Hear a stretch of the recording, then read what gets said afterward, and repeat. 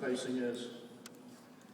Well, I'm at Walsh College, and I'm hearing everybody talk about spacing. And I kind of know what spacing is, but I didn't really know what it was.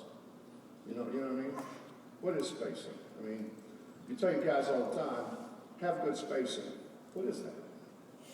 You know?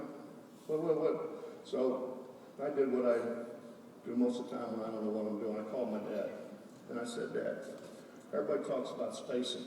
What's spacing? He said 15, 17 feet. I said, why 15, 17 feet? He said 15, 17 feet is far enough away that one guy can't guard two.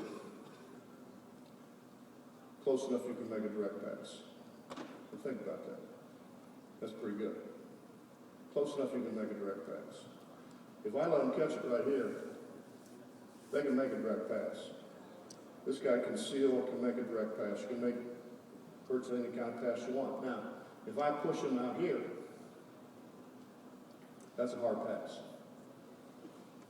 Why? Because you can't make a direct pass. It's too far. So what we decided to do with these wing guys is I want them to catch it. I just want them to catch it out here. Once we get them to here, let them catch. You know? And then let's keep them here on the side. So we changed all that. So that drill that I loved, couldn't do it anymore because we weren't going to deny the wing. We were just going to push it out. Just push them out a little bit further. And we lose in the Final Four in '92 to Michigan. Can I get 4 more guys, please? I know it's defense, it's boring. Alford had you out here shooting balls. That's because that's all he did. Over the corner over there.